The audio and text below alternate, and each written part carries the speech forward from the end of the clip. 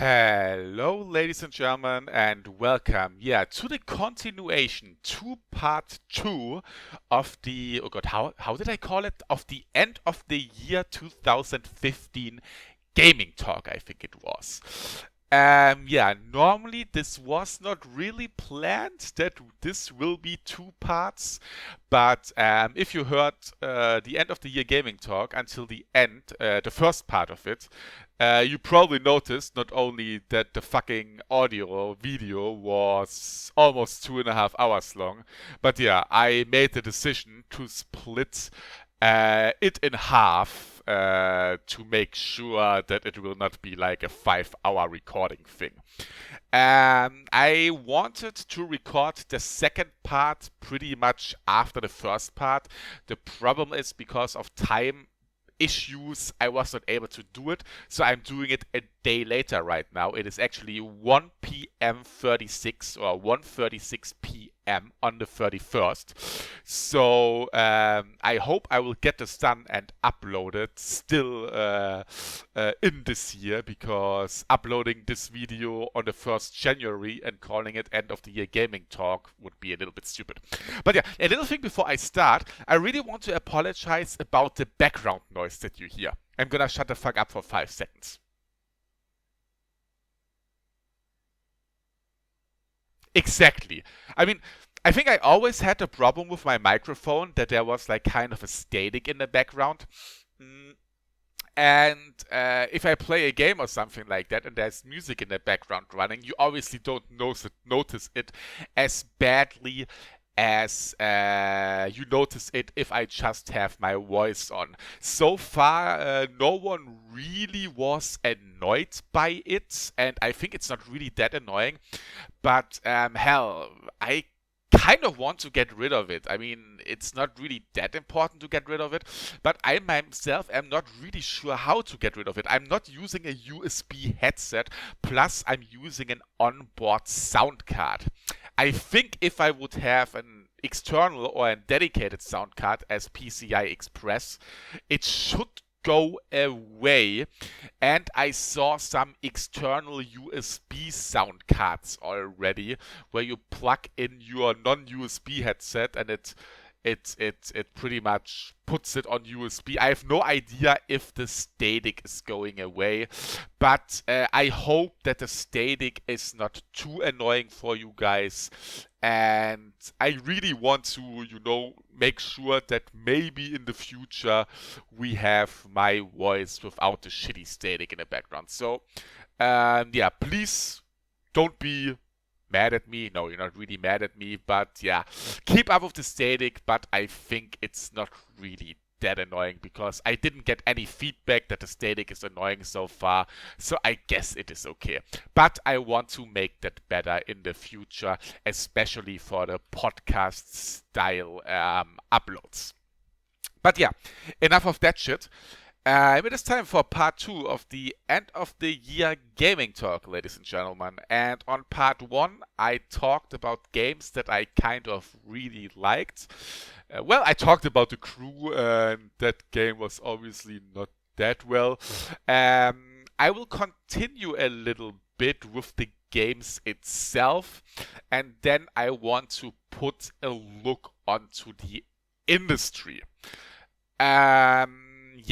And I would say, game-wise, we're straight gonna continue the end of the year gaming talk, and look at some games. And there is one game you probably noticed already that I didn't really play many mainstream games. I didn't really play many mainstream games. Mainstream game is maybe a stupid. But AAA mainstream galore games. I didn't play many of them. But there was one game that I was obviously a little bit looking forward to, like many other people, and for many people this game is pretty much game of the year already before it came out. But that game is Fallout 4. Obviously, if you think about the year 2015, you think about Fallout 4. My story with Fallout 4 is ended unfortunately pretty badly. I don't think that I have to explain anything about the Fallout franchise. Well, Fallout 1 and 2 are obviously significantly different from Fallout 3, New Vegas, and 4.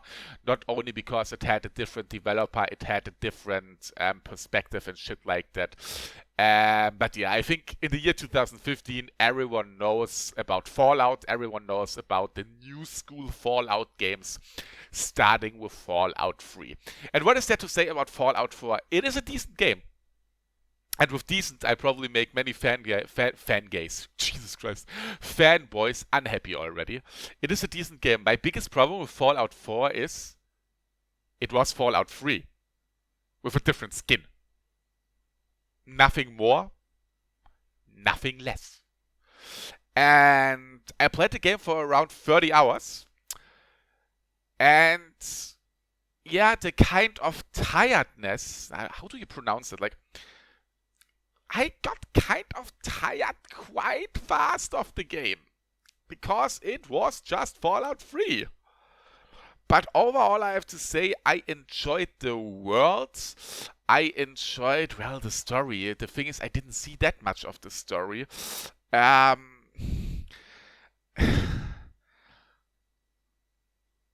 would say I got as much satisfaction out of it as out of a Fallout 3.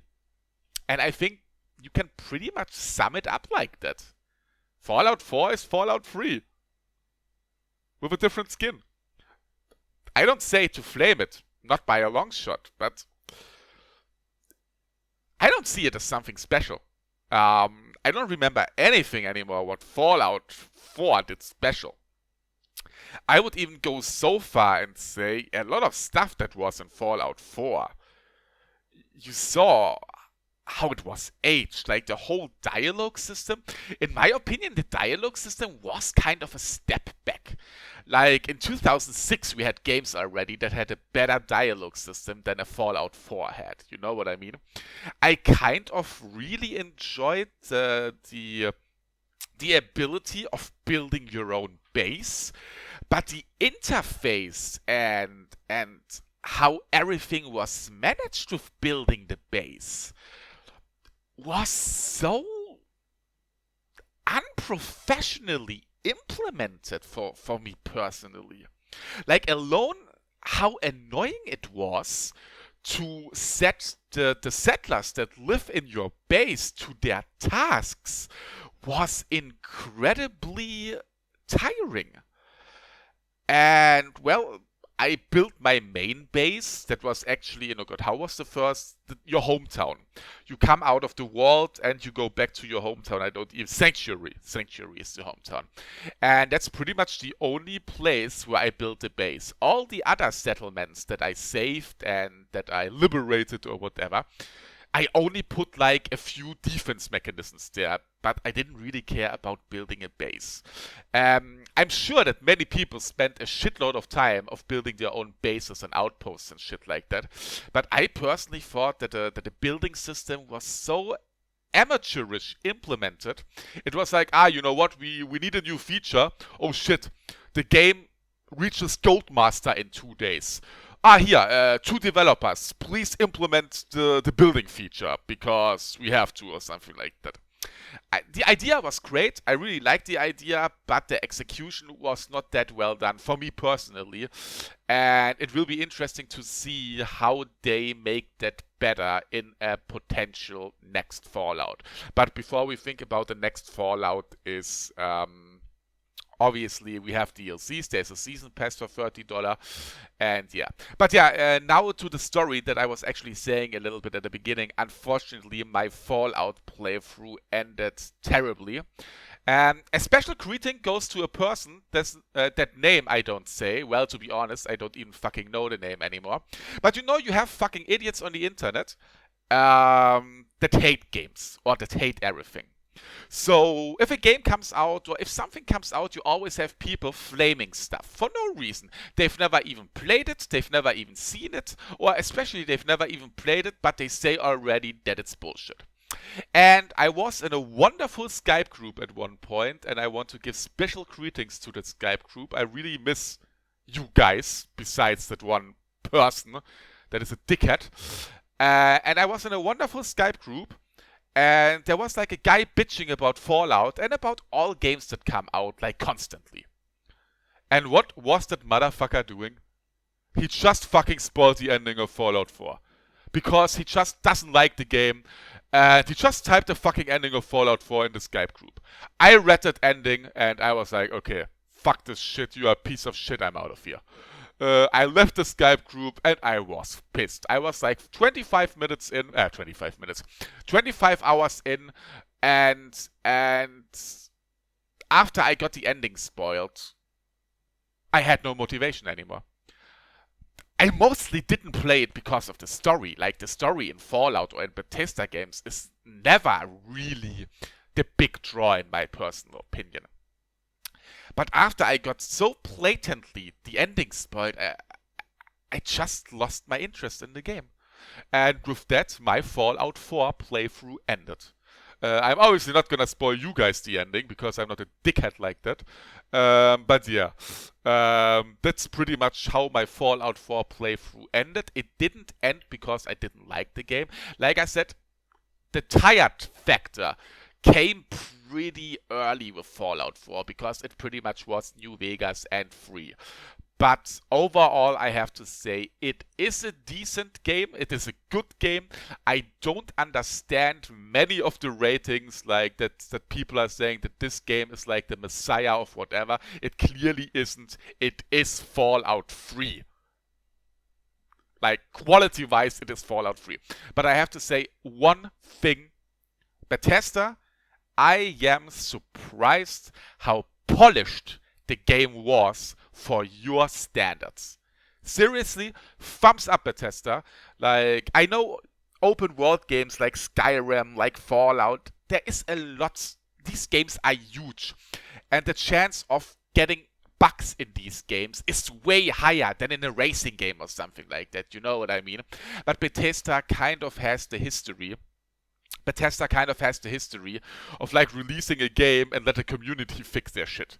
But I have to say, like, in my playthrough of Fallout 4 in the 25 hours that I had, I didn't have a single crash.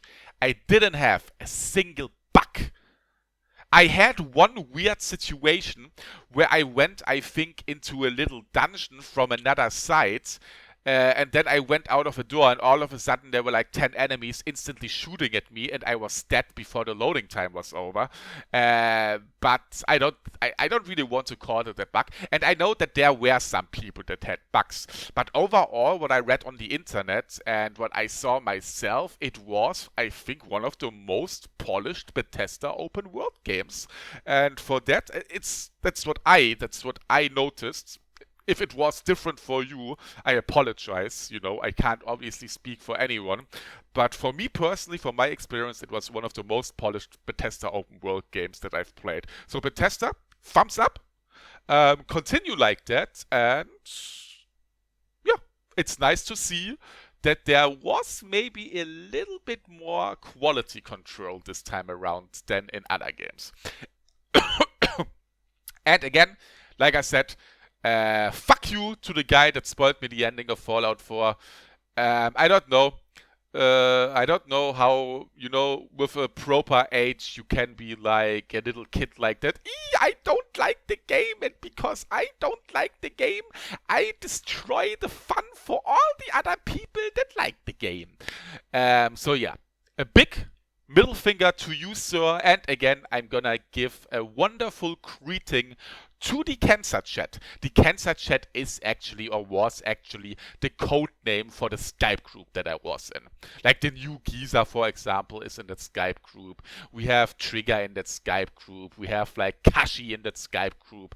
We have Brooks and a lot of 10 million other people in that Skype group. I really miss being in there, ladies and gentlemen, and if I wouldn't care about my games so much, I would probably join again if I could, but the chance of me getting spoiled again by another little child, you know, I don't want that to happen. But yeah, special greetings goes to the Cancer Chat minus the little child that spoiled the people the fun. M4 is obviously in there too. greetings goes to M4.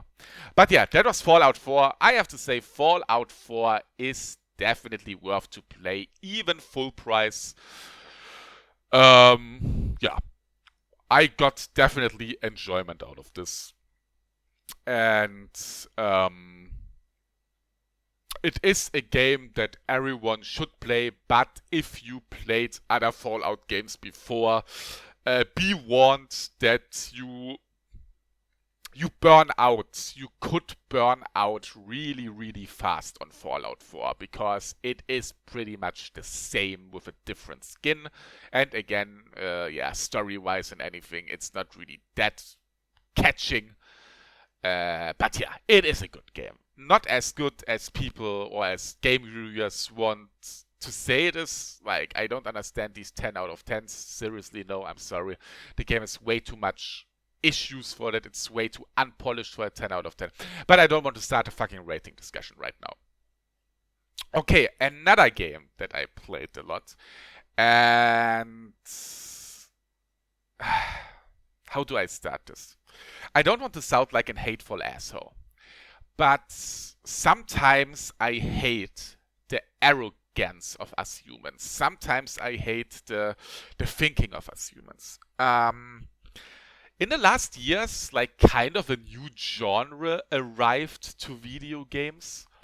And I'm just gonna say the word right now that people that flame the genre are calling it. And that is the genre of the walking simulator. Yeah, pretty much what is a walking simulator? If you know games like Gone Home, like Dear Esther, then you pretty much know what I mean with walking simulator. These games are pretty much games where you walk around and you follow a narrative, and this is it. Like, this is really it. Like Dear Esther, for example. You start at point A and you walk a straight path to point B for 2-3 hours. You have a narrative and the game is over. And people tend to flame these games like crazy because they don't give them a chance. Like, Dear Esther is a beautiful game with a beautiful narrative. Gone Home is a beautiful experience if you actually decide to give this experience a chance. And I played a game this year. I actually played it in the last days. That I made a first look with. So if you want to see a first look about that game, the game is called Colat or Colat. You can find a first look on my channel about this game. And I think I can spoil you so much right now. I played the game, I said that already, and I made a complete recording of that. I don't know when I'm gonna upload this playthrough, but the game I want to talk a little bit about right now is completely recorded, and I definitely want to upload this playthrough to my YouTube channel. What is Colat? Like I said, it is pretty much a walking simulator. Again, the only thing that you do is walk around and experience the world that you're in. You can compare Colat a little bit more to A Vanishing of Ethan Carter. While on a Dear Esther, you really only walk from point A to point B, in a Colat, you kind of are getting thrown into an open world, and your goal is it in the game to visit key points in that open world. There is a lot of side stuff to experience. There's a lot of notes to find, but you pretty much finish the game and you progress the game like in A Vanishing of Ethan Carter by experiencing key points on the map. And what, in my opinion, makes Colat incredibly amazing is that it kind of has a little bit of a survival aspect. You are like in Russia somewhere. I think you're in the Ural Mountains. Yeah, you are in the Ural Mountains somewhere. You have no idea where you are. You pretty much have no hut. And your goal is it to explore this pretty big ass mountainside. and you have nothing but a compass and a map that guides your way. And you need to start learning reading the map. I mean, you can't just start playing it by running into one direction. That's practically what I did. The only thing I did for like 2 hours was I just walk in one direction, never really looking at the map. But if you do this at one point, you will not be able to continue anymore, because you will have no idea where you are. You will have no idea of direction. You know what I mean? What means at some point you need to start memorizing landmarks. You need to start memorizing parts of the mountain, and you need to start reading the map. And it is pretty cool that you don't have any indicator or any next objective marker. If you don't fucking learn how to read the map and learn how to read the environment, you will not be able to finish this game, and you will never have any idea where you are. And hell, even if you know how to read the map, you at some points will have no idea where you are, because the game is overwhelmingly huge. And the game itself not only gets carried by the survival aspect, it gets carried by its atmosphere. The atmosphere is incredibly well done. It goes a little bit into the paranormal, it goes a little bit into the mystery, and I obviously don't want to spoil anything about the story or spoil too much about the game. Like I said, you can watch the first look, and soon in the future, I don't know when, but probably sometime in January, maybe even really fast, I will upload the playthrough day by day on my YouTube channel. Kolat, really a game that surprised me a lot, and this game definitely deserves a double thumbs up from me. And seriously, I looked a little bit at the Steam forums, and people were flaming the game that it doesn't hold your hand. Like, it's too hard. They have no idea. Like, we have people saying, I run in circles all the time. I have no idea what I do. And I don't understand these people. Why are you buying a game like this if you are not ready or open to experience a game like this? I love the shit out of the game, not only because of its atmosphere, because of it really has a spooky atmosphere. I sometimes got goosebumps and I played the game like at night and stuff like that. But it is like you get thrown somewhere, you have no idea. Like, I played the game like that. I was in the game and I need to navigate myself to survive through this mountain. And the way is the goal, or however you say it in English. It was so incredibly rewarding to learn the environment and to actually learn where you are. And when you actually came across a path again and you were like, oh my god, I know where I am. If I go now to the right, I will go back to my tent and stuff like that.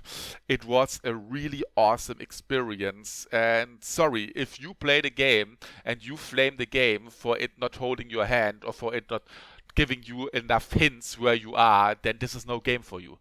And you are a fucking lazy guy, because hell, it takes a little bit of effort. Again, I think I'm talking about that a lot this time around. But it takes a little bit of effort to actually get used to the environment. But that's how it is in real life too. If you go somewhere and you wake up somewhere in the middle of nowhere, you have to fucking learn to use landmarks and shit like that to find out where you are. And this is what I enjoyed the most on the game. And holy shit, like, I kind of want to play this game with virtual reality. Kolat with virtual reality. I don't even know if it has VR support, probably not. But if this game would have VR support, holy shit, it would even be an even better experience. But yeah, Kolat, double thumbs up. Again, you can find the first look on my YouTube channel, and you can watch the playthrough soon. I will probably upload it sometime in January. If you hear this audio file, obviously in 200 years, it is obviously uploaded already. But yeah, double thumbs up for Kolat. Another game that many people saw me playing on a stream. Unfortunately, I've never finished it on a stream because I only played 4 episodes. And that was Life is Strange. I don't want to go too much into Life is Strange because everything what I would say about Life is Strange would be a terrible spoiler. Life is Strange is pretty much an episodic point and click game. I'm gonna call it point and click game now. And it is like The Walking Dead, like The Wolf Among Us. It is pretty much a game that is totally being carried by the story. The story is about teenagers, you can say, is about youth, so you need to kind of live with the overuse of a lot of memes, of a lot of stuff. Like the main character takes a selfie of herself every day and stuff like that. I have absolutely no connection to memes. I have absolutely no connection to the selfie culture. You know what I mean? Like, I'm not a teenager anymore. If I look what teenagers or children are doing in the year 2015, I kind of facepalm myself and think, oh my god, what happened with what happened with this generation of youth that is growing up? You know what I mean? I'm the typical old guy dude right now that is like, yeah, when I was young, it was not like that. Like, I'm practically like this right now.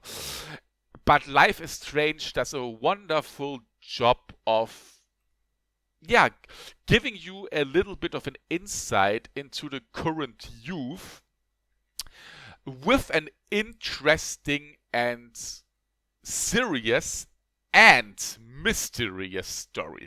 Like I said, story-wise, I don't really want to say anything about that. But if you like games that are practically only getting carried by story, if you liked A Walking Dead, if you liked The Wolf Among Us from the gameplay aspect, you will probably like Life is Strange 2, at least from the gameplay aspect, but you need to make sure that it's a fucking game. You need to live with stuff like that. You know, I pissed my pants when you got insulted and the person didn't say fuck yourself.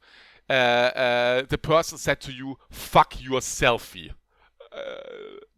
You kind of have to expect, like, you know, stuff like that pretty much through the whole game. It is a game about teenager. It is a game about people growing up. It goes into a really serious and mysterious and unnormal direction, what really fits well. And it is another game that is pretty much getting a little bit affected by your decisions. So if you make a decision at episode 1, it could happen that this decision that you made in episode 1 is getting affected in episode 2, 3, 4, and 5. The developer is Don't Not Entertainment, and I personally have a special relationship with these motherfuckers anyway because they made Remember Me. Unfortunately, Remember Me is not getting remembered by anyone, even if it says please remember me. But yeah, Remember Me was a pretty decent first game from that studio that was released in 2013 by Capcom. Life is Strange is getting published by Square Enix, I think. But yeah, try out Life is Strange. A wonderful experience, a touching experience. If you have no problem in you know, giving the setting a chance. And yeah, I definitely don't want to miss, or I definitely don't want to miss thinking back to this experience that I had with Life is Strange. A must play in my personal opinion. So, is it time already, ladies and gentlemen, to come to my onslaught of games? Where probably a lot of people want to kill me for. That I am not that happy, or that I'm not jumping on the bandwagon of liking the game like many other people like this. Should I start with that one? I'm a little bit afraid, ladies and gentlemen, if I should do that. I will get butchered. Do I talk about that game? Or I'm gonna check out my Steam list here for a second, ladies and gentlemen. Please hold on with me, or however you say that. I want to see if I maybe find anything else rather good. Wait a moment, didn't I play handheld? Yeah, but I don't think I played any 2015 releases on 3DS. Nah. Was that 2015? Let me actually check something, ladies and gentlemen. I could maybe talk about a 3DS title. Even if it's not 2015, I will talk about it anyway.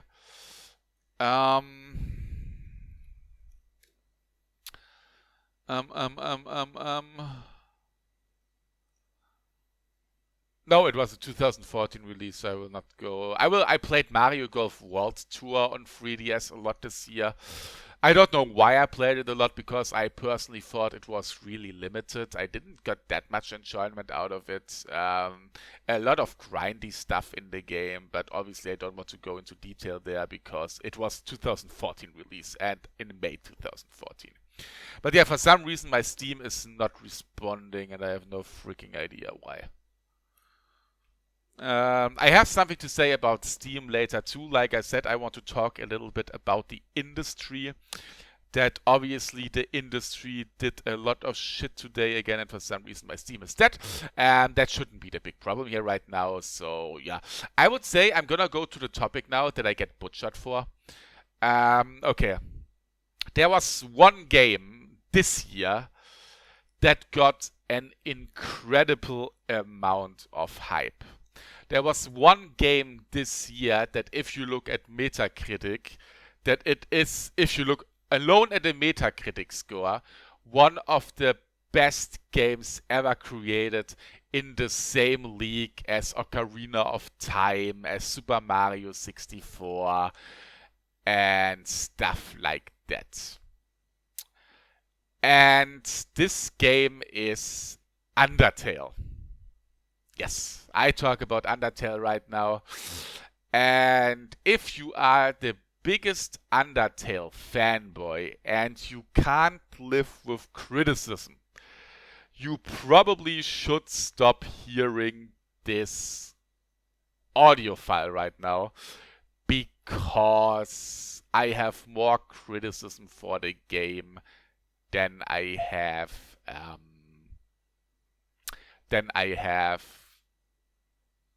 non-criticism to say about the game.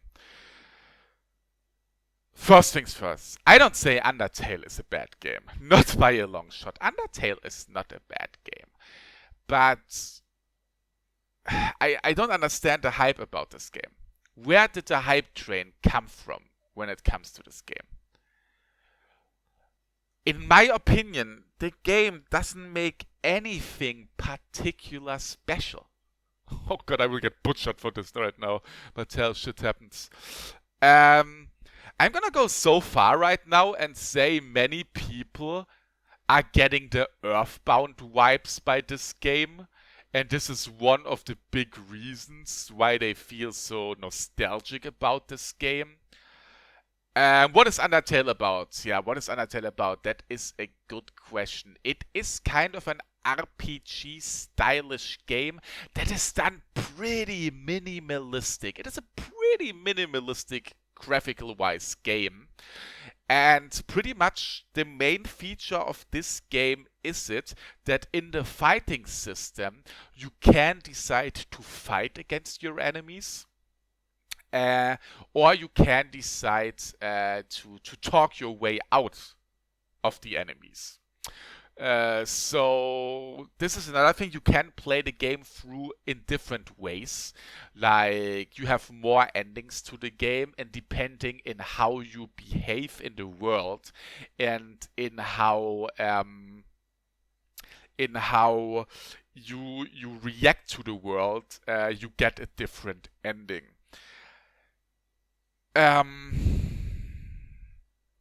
I guess why many people go so crazy about Undertale. The story starts, in my opinion, okay. Then at one point it gets pretty serious, and at one point they try to overthrow you with comedy. I just say sans. And the ending, it just didn't catch me. It was too much memes, and I kind of had the feeling they want to make these jokes. They want to hit these jokes with the sledgehammer in my brain. Like, yes, dude, I understand it. Like, their jokes are getting made, and they make sure they make sure that you get the joke by reminding you about it like 2-3 times at certain points.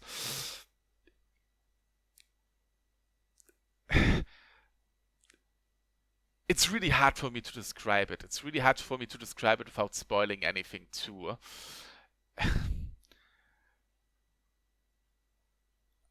I just didn't see anything particular special about it. You know what I mean?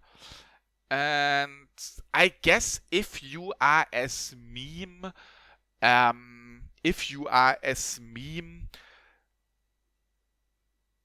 unresponsive as me, then you probably don't get as much enjoyment out of the game as other people. The fighting system was kind of okay. Instead of just making your attacks if you decide to fight against enemies, if the enemy attacks you, you kind of always have a different mini game to do. That means if an enemy attacks you, you always have the chance of not getting hit by making a little mini game, like, dodging a bullet hell sequence of something or whatever. And they really tried to make the fighting system kind of special, but it was so minimalistic and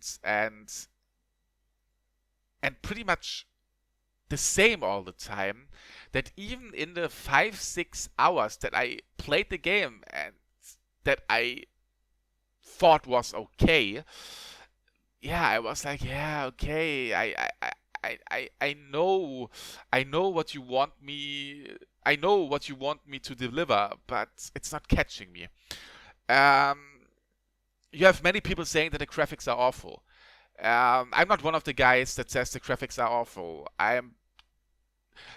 The creator decided to put the graphics like that. It has an artistical point that he decided to make the graphics like that. But the gameplay is extremely dull. And again, the dialogues that everyone goes so crazy about, it's just not catching my humor, because it pretty much stands all on memes, on comedy. It's just not my humor, I think. The ending, or one of the endings though, was pretty cool. But overall, I say it's a cool experience for a one-time only playthrough, and I only did a one-time only playthrough. And I watched the other endings on YouTube because I really don't want to go through the dull gameplay a second time for me personally.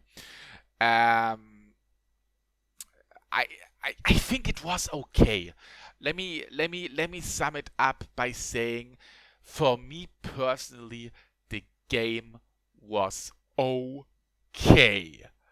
I know that if someone is saying that about Undertale already, that the game only was okay, people want to kill you already because the game has a fucking Metacritic of 94 or 93, and that means it's one of the best games ever, But I don't see it like that. And I really, really don't understand the high ratings this game got. I don't understand it. I really don't understand it. And I will never understand it. But if you enjoyed Undertale, if you maybe made fucking 10 million playthroughs with Undertale, I'm really happy for you. Obviously, tastes are always different. It would be bad if we all had the same taste. So if you personally think it's one of the best games ever, I'm happy for you. I just personally thought it was a standard okay indie game with nothing special.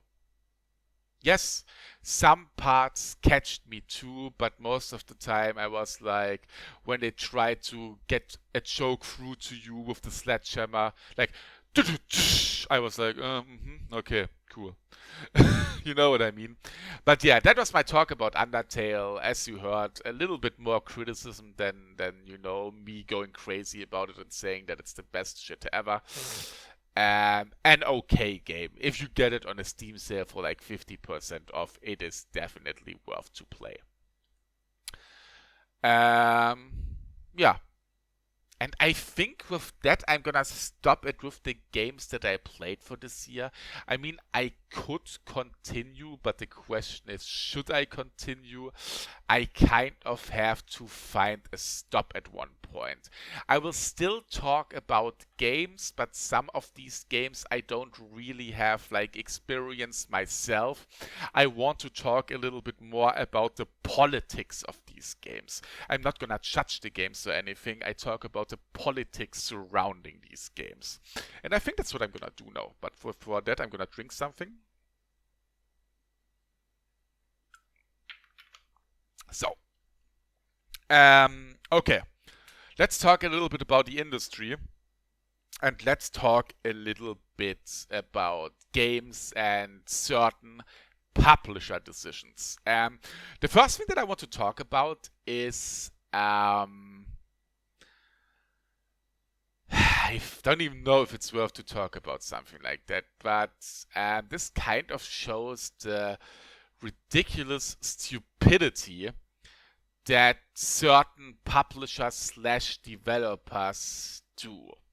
On PC this year, a fighting franchise came out. I don't know if it was the first time ever that this fighting franchise came out on PC, but I think it was, and that is Dead or Alive 5 Last Round. Well, many people, if they hear Dead or Alive, think instantly that the only thing that Dead or Alive stands for is to try to get as much money out of your wallet for extra costumes. This is obviously the case too in Dead or Alive 5 Last Round. But I rather want to talk about the fact when it comes to the multiplayer. So Dead or Alive Last Round was released on March the 30th, 2015 on PC. And it's a fucking fighting game. It's a one-on-one fighting game, or not one-on-one, I mean you can play a tag battle too, but it's your classic fighting game like Tekken, like Street Fighter, like so many other fighting games around. And what is the most fun to do in a fighting game? Yes, you play it against a friend, or you play it online. And in the year 2015, I think more people are playing games online than locally on a couch with a friend. And what was the wonderful idea that Tecmo had? No, is it Tecmo? No, Koei Tecmo is the developer, publisher, but Team Ninja. The wonderful idea that Team Ninja had for Dead or Alive 5 Last Round on PC was, you know what, we're gonna bring out a PC game without the multiplayer mode. Without an online mode. In the year 2015, we have a publisher / developer bringing out a fighting game without a multiplayer mode. Without an online mode. In the year 2015. Do I have to say anything? I mean, what the fuck is wrong with you? You know what the cool thing was? Because of that, you got it for 10% less. And they promised you to patch the multiplayer mode in 3 months later. I think they patched they patched the online mode in. They did. They kept up their promise. But I think first, it was delayed. And second, let's be honest. If you bring out a fighting game on PC, and PC is obviously a platform where games, especially online games, are dying out pretty fast if you're not Counter-Strike, Dota, League of Legends, or whatever. If you bring out a fighting game and you patch in the multiplayer mode or the online mode 90 days, 3 months later, you can be sure that the game will be dead by then.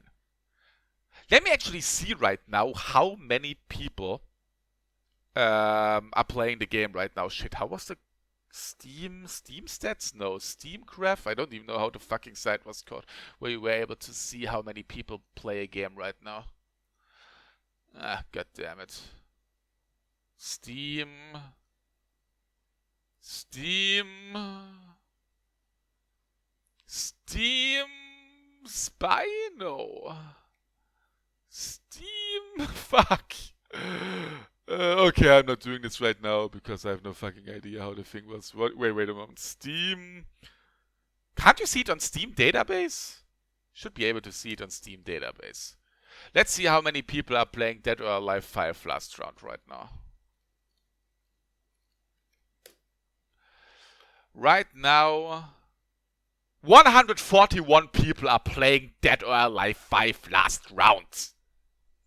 I think I don't have anything to say about that. The online community is pretty much dead.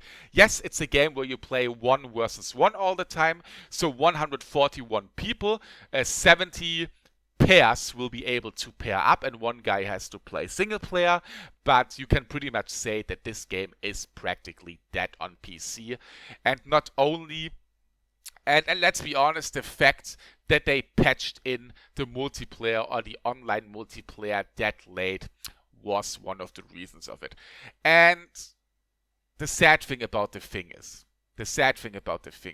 you can clearly see that this game was not made for its fan base.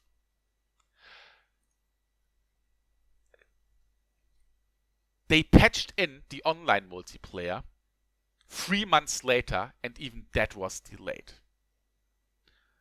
You obviously have fanboys defending that, but yeah, they have to work on it, and it is time to do that. Yes, but they patched in one of the most crucial features in a fighting game 3 months after release, while instantly putting up DLC after DLC for ridiculous prices. This game was a cash cow from the beginning. Or a cash grab. They brought out this game on Steam to find as many stupid people that pay 60 euro for like 30 costumes. Right now we have a Steam sale going on, ladies and gentlemen. And all the costume DLC that you can buy right now with the reduced price are 407 euro. Without the reduced price, it would probably be around 550 euro. So you have the main game with 40 euro and 450 euro of additional costume DLC. Yes, it is optional, but the dimensions are totally fucked up. They are totally fucked up. For the costume DLC, I can fucking get a fucking current generation console with 5 games or something like that. And I don't want to particularly bitch about that they fucking want to make as much money. Like, the thing is, costume DLC, this is no work for them. Like, these prices are totally over the top. It is a few bytes of code that is getting changed, that the chick doesn't have a miniskirt on, but a fucking, bikini or something like that. Here, in that costume DLC, that's 60 euro, the Halloween costume set, you get in total around 50 costumes. I mean, what the fuck? 60 euro for 50 costumes. You know, back in my day, I unlocked costumes after playing through the arcade mode. But again, I don't want to bitch about the DLC in general. If you are like that and you think 60 euro for 40 costumes is a well price for you to pay, do it. The thing is, they didn't give a fuck about implementing an online mode in the first 3 months. They took 3 months to implement an online mode, but the DLC they fucking released week after week in these 3 months. What kind of indicates you, motherfuckers, we don't care about you, we just want to milk as much money of the stupid people, and I'm sorry, that's what the company is thinking about you, that's not what I'm thinking about you, the company is thinking that about you. If you buy any of this costume DLC, these companies laugh about you, make fun of you, and spit on you because they think you are ridiculously retarded and stupid for paying such high amount of money for crap and no work like that. Dead or Alive 5 Last Round on Steam from Koei Tecmo, developed by Team Ninja, is a slap in the face to all gamers and the gaming industry. Because, no, they concentrated on trying to milk as much money out of you, and the most crucial feature, an online multiplayer mode, was patched in 3 months later, I think in a beta version, and then a month or 2 months later in a final version or something like that.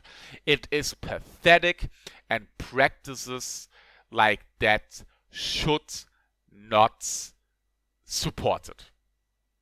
Here I actually click on the news right now, Dead or Alive 5 Last Round news on Steam, and the first headline that you get, Dead or Alive 5 Last Round online functionality delayed again. It's a slap in the face, and something like that should not be supported. If you support that, the company is fucking laughing about your stupidity, and not me is calling you stupid, the company is thinking that you are stupid. Plus, the politics about the game. I think the developer was like instantly saying, by the way, if any of you assholes is modding the game in any way that the chicks are naked or whatever, we will never release a fucking game on PC again. And what is that for a fucking statement? If someone buys a game and he wants to see the female fighters naked for himself, fucking let him do them naked for himself, you know? Like, you fucking developer, you know? It's not like that you are dictating us what we can do. If I buy something, if I spend my money on it, and it has nothing to do with cheating online or something like that, I want to do with my game what I want to do. I have the right to do it because I have it on my fucking hard drive. And you as a developer sitting down and saying, oh yeah, by the way, if you mod the game in any way, we're never gonna release a game like that anymore on PC. You know why you don't want people to mod your game? Because people could make their fucking costumes themselves and don't fucking buy overpriced costume DLC for $60 or 60 euro each, motherfucking bastards. But yeah, Dead or Alive 5 Last Round, a slap in the face for all of gaming, and practices like that, I'm gonna say it again, should not be supported. Okay, ladies and gentlemen, that was pretty long for Dead or Alive 5 Last Round. I kind of really didn't plan it like that, so let's continue about business practices that are absolutely terrible. In the year 2015, we are used of games being broken on release. And we are used of games needing to be patched. I mean, it is a standard practice right now, what kind of is a shame for itself, that developers release games unfinished. Developers know that the shit that they press on the discs for consoles, like, I mean, PC, practically everything is digital. Even if you buy, like, discs on PCs are worthless. Let's be honest here. But games are coming like the retail game releases of like 90% of games that come out on current generation right now are broken as fuck. Day one patches are standard. Like, there are barely any games anymore that don't have a day one patch. Like, this is a standard practice right now. I personally think that it's pathetic of us gamers that we actually let it come so far, but hell, that's how it goes. I will probably do a special video about something like that at one point anyway. How we gamers, like, if you compare what was back then and what is now, it is something to cry, ladies and gentlemen. But yeah, we obviously have the fact that games are broken, that games have bugs on release, and this is standard right now. But this year, in the year 2015, and this is a PC-only related case, one company pretty much deserved the awards of being full on retards. I'm sorry, retard is a hard word. Retard is probably a terrible word, but there is nothing else to say like that. I obviously talk about Batman Arkham Knight. The Arkham series, or the Batman games that came out since 2009 with Batman Arkham Asylum, Batman Arkham City, Batman Arkham Origins, was not as happily taken by the fans as the two before. Like the Batman label or the franchise, the Arkham franchise, it got a lot of hype and it deserved the hype. Batman Arkham Asylum, a really great game. Arkham City, I enjoyed too. I didn't play Origins, but Origins was not made by the actual developer, that is Rocksteady. It is just plain unimaginable what happened with the PC version of the game. The PC version was a broken piece of shit. The PC version was so broken, was so destroyed in its code, that a few patches were not able to fucking fix it. The game came out, I think, in July, and pretty soon after its release, the publisher took the game off on Steam because they noticed that the game is beyond repair with a few single patches. The game got re-released later, I think end of October. So you just have to think about that. We have a AAA game release that is released by Warner Brothers. Warner Brothers is a big ass company. They have the funds. They are not a shitty indie studio, you know, that have to fucking work overtime all the time to stay alive. This is pretty much a AAA release with a multi-million-dollar company behind it. And they bring out with knowledge. They knew it. They knew it from the beginning that the game was a broken piece of shit. They knew it. You can't fucking tell me that no one fucking knew from Rocksteady, from Warner Brothers, and from the third-party company that actually made the PC release, that the game is a broken piece of shit. With knowledge of how broken the game is, they brought the game out and sold it for full price. The shitstorm, and I'm really happy that finally gamers stood up and said, no, we don't want this shit to happen to video games. The shitstorm was so bad, and I'm really happy that the gamers united and finally stood up, you know, and defended themselves and said, no, ladies and gentlemen, We don't want to have this shit.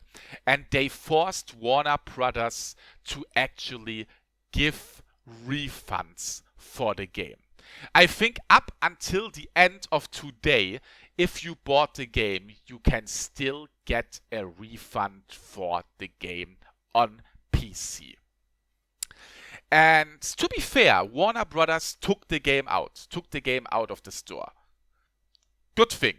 They said we're pretty much gonna polish the game, or we're gonna repair the game. What I think, of course you want to repair the game. You have like people saying like, why are you flaming them? They do everything to repair the game. Of course they do everything to repair the game, because they spent money in this shitty PC release. They don't repair the game to make you happy and to make you a favor. They repair the game that they can get as much money out of you with the game, because they practically wasted resources, time, and money on the game if they don't sell it again.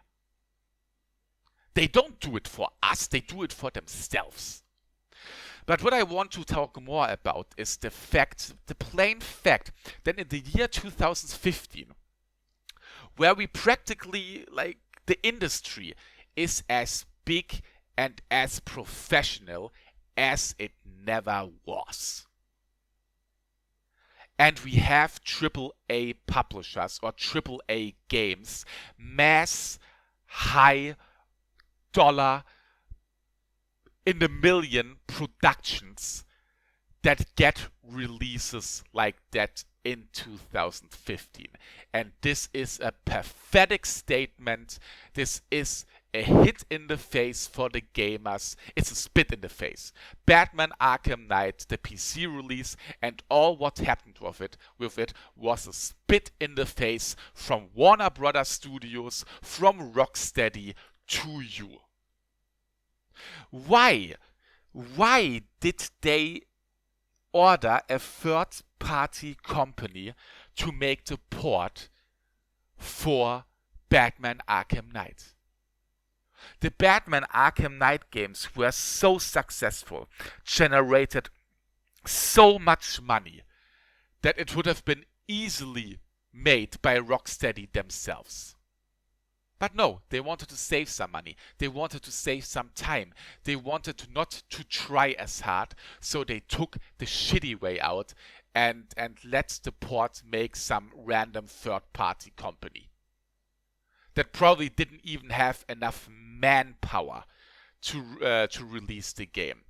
And I feel so sorry for all these developers of that company that knew we don't have enough time. We can't finish the game. I really think that if you are a developer for a game, and you come to the point where the publisher is forcing you to release the game, and you really love on what you work on, I really hope that developers that work on video games are loving what they do. And how bad has to be the feeling that if you're like the lead developer of the project, or the lead project leader, how does the feeling is when the publisher says to you the game has to be finished in a week, and you know that you're far from finished? It has to be a terrible feeling. It has to be a fucking terrible feeling. Because you do something what you love. You do it for the people that love the franchise. And in the end, you get all the hate for it. Because you fucked up. But you fucked up because you got pressure from the publisher. How Warner Brothers and Rocksteady handled this situation is extremely pathetic, is extremely terrible. And again, I don't fucking give them kudos for taking the game off of Steam. They just did it for their own protection. And up until now, the game still needs to get patched. They re-released the game in October in a non-broken state. And there is a patch on December the 17th. There is a patch on November the 24th. There is a hotfix on November the 5th. There is a patch on November the 3rd. There is a patch on October the 30th. A patch on October the 29th. A patch on October the 28th. I'm sorry, guys. It is terrible. At least they're patching it. At least they're not abandoning the game at all. But it is a sad excuse, and that something like that can happen with a fucking high-class, multi-million-dollar publisher like that is just plain pathetic. We don't talk about an indie developer, about two people that work 20 hours a day on their game. We don't talk about something like that. We talk about Warner Brothers. We talk about Rocksteady. Two companies that generated millions and millions of dollars because of the games that they brought out. I hope people learn, and I hope people will not blindly pre-order the next game from them, at least on PC. The console version seemed to be rather fine. This was only a problem for the PC version. Another sad state of affairs and another spit in the face by developers, by publishers, and maybe developers to the gamer. Okay, ladies and gentlemen. Unfortunately, it doesn't get better. Speaking about spits in the faces. And this is even worse. This is the next thing that I want to talk about. It is even fucking worse. Let me actually drink something.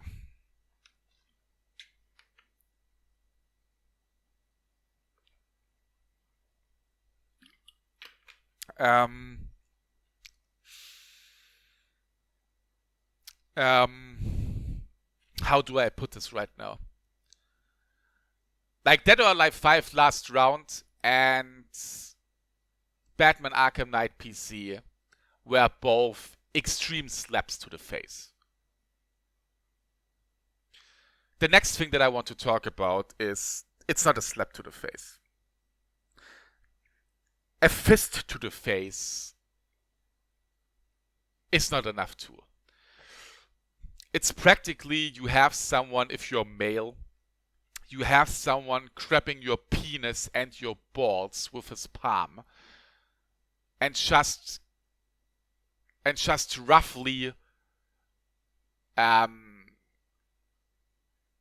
like not cutting, but abreißen. What is abreißen in English? Oh god, now I have to fucking I don't know the English word for that right now. Breaking, yeah. It's just like the next thing that I want to talk about is like someone, you know, grabs your balls and your penis with his palm and he just separates it. He tears it apart and throws it on the street and pisses on it. Activision and Tony Hawk's Pro Skater 5 is one of the most I use the word pathetic so much right now. Pathetic is an extremely strong word, I think. But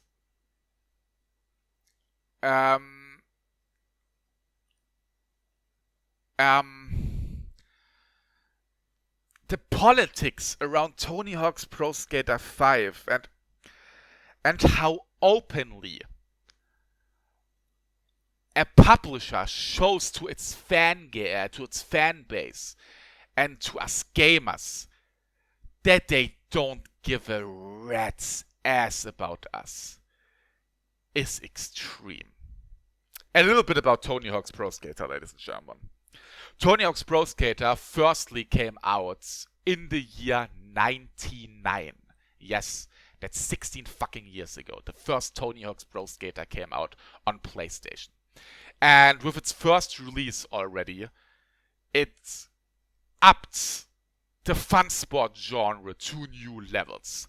Tony Hawk's Pro Skater 1, 2, 3, 4 got so extremely popular, and they deserved the popularity. Why did they deserve the popularity? Because they were extremely polished games. The game system was so extremely well done. It was absolute high-class single-player games, and in multiplayer the games even got better. Obviously, after a certain amount of time, because they released a Tony Hawk game every year, we had the typical Ubisoft Assassin's Creed syndrome, where you get tired of the game. Like, the first game was great. The second game upped the first game. My personal highlight was the third game. The fourth game was still okay. And then I think they brought out like Tony Hawk's Underground 1 and 2. And every year they made another release. At one point, they actually even made a Tony Hawk game where you had like a skateboard as a peripheral, like a plastic skateboard that you needed to stand on. And there, the Tony Hawk's franchise was pretty much dead already. A company called Robomodo, I think, took over. And they made these Tony Hawk's games. I think they were called Shred 1 and Shred 2. And Robomodo, the company, pretty much took over, and the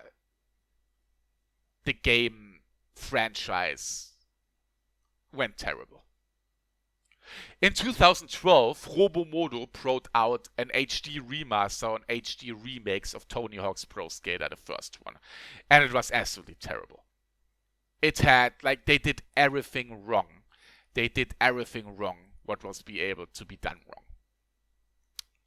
Don't play Tony Hawk's Pro Skater HD. Rather fucking download. If you want to play Tony Hawk's Pro Skater, don't fucking give them any money for HD. Please. Please don't do it. I beg you to not give them money for HD. Rather pirate the PlayStation version and play it on an emulator. Like, seriously.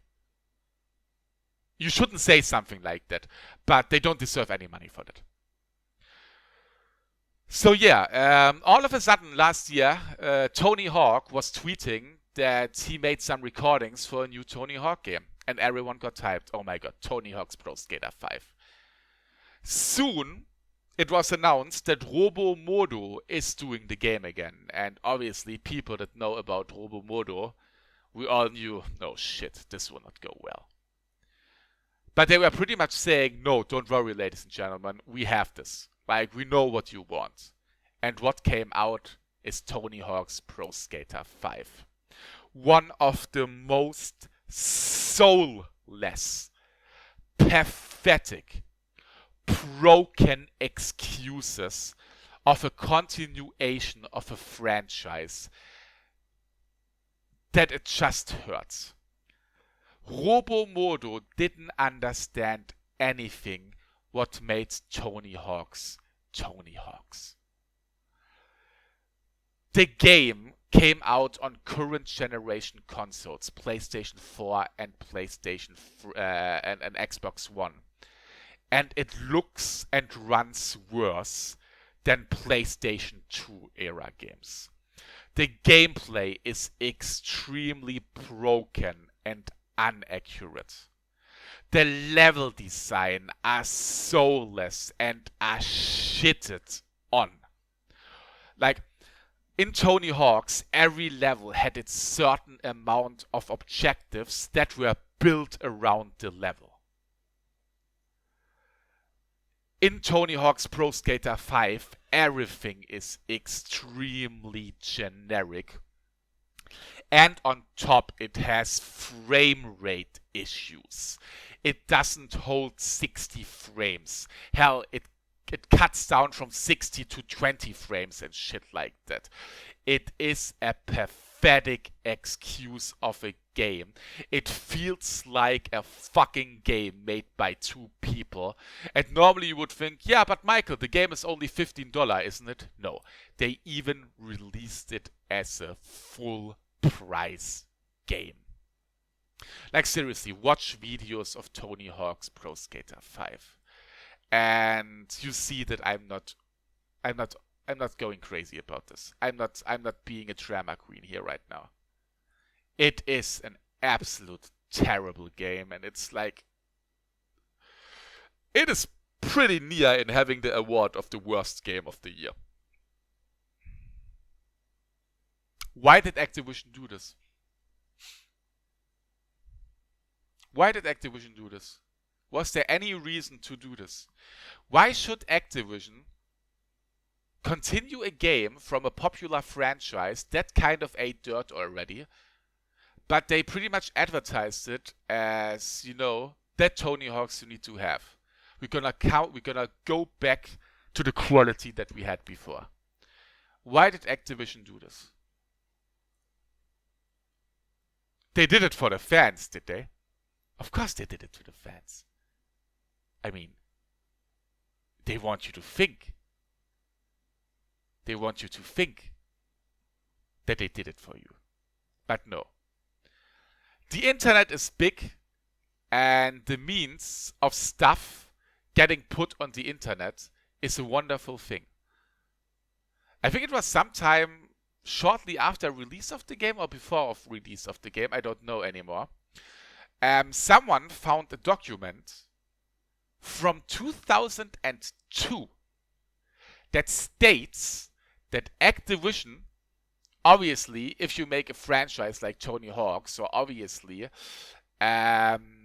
if you need to have some licenses going on right now. You just can't make a fucking game without putting the people that you put into the game. You need to have like a contract with them. And the first contract with Activision and Tony Hawk went from 1999 to 2002. And in 2002, Activision renewed their licensing agreement to make Tony Hawk's games. And you know for how many years they renewed the licensing agreements? For 13 years. And I think I don't have to make the math for you, but I'm gonna do it anyway. 2002 plus 13 is 2015. The only reason they brought out Tony Hawk's Pro Skater 5 was to cash in on the franchise one last time. And at the same time, they buried and burned the franchise down to its ground. Because, let's be honest, after Tony Hawk's Pro Skater 5, you can be sure that now other publishers think twice, 3 times, 4 times about picking up the license to make another one. Because the game was so bad that it pissed, it shitted, it puked on the reputation the classic Tony Hawk's games had. Activision didn't bring this game out for the fans. They released the game. They rushed it out to make one more time dollars with the franchise. And they knew what kind of crap they released. They knew it. They knew it. You have people defending companies like that, but they didn't know. They fucking knew it. Because that was their business strategy with this game. One last cash grab. And then kill it. And I would be surprised if we see the name Tony Hawk's Pro Skater pop up sometime soon again. I bet my money on that no publisher will ever has any interest in touching the license after Activision burned the game to the ground. Activision, good job. Good job in showing what kind of pathetic excuses of human garbage you are. Wonderful job. But hey, Activision, I would probably be the same as you. If I would fucking sit in my suit there and I would make millions of dollars with like decisions like that, I would fucking drink the alcohol, the fucking, multi-million-dollar wine that you have, chew with you. But yeah, Activision, thank you very much for showing us what kind of people you are and what kind of pathetic excuses make decisions in your company. Tony Hawk's Pro Skater 5 is, like I said, it's not a spit to the face. It's not a slap to the face. It's not a fist to the face. It is someone crapping. Just to all the male people. Close your eyes, please. Close your eyes, please. Do me a favor. Sit down or lie down and close your eyes. Just concentrate on my voice. And now imagine that you feel a hand on your penis and on your balls. Your penis is probably unerected, because why should you have an erected penis while hearing to me? While hearing what I say. But your penis is, in 99% of cases, probably unerected or not erected. You feel a hand on your balls and on your penis. Unfortunately, it's not your girlfriend. It would be wonderful if it is your girlfriend. It is like one Activision employee, that's wearing a suit and shits on you, for being a fan. Like, he even massages your balls a little bit. Like, this is what you get right now. You think about Tony Hawk's, you have fond memories of Tony Hawk's, and you think about they make a fifth one. They're gonna try to make the series awesome again. At least they want you to think that. Yeah? You're getting your balls massaged. Just think about that. Imagine it. It's a wonderful feeling. Like, getting your balls massaged is a good thing. And all of a sudden, the palm, the hand that has your balls and your penis, grabs as hard as possible. The pain goes through your body, and he tears it off and throws it onto the ground. Open your eyes again. Rethink what you just relived. Relive what you just rethought. No, what the fuck? Rethink what you just went through. And this sums up Tony Hawk's Pro Skater 5. Pathetic, disgusting. I don't want to talk about it anymore. Damn, if this continues, we're gonna leave it on a really depressive note, but unfortunately, the gaming industry did a lot of more bullshit this year. And I think it's time to talk about the topic. I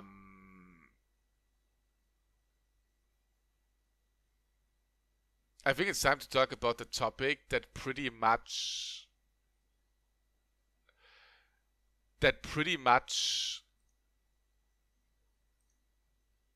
had the most impact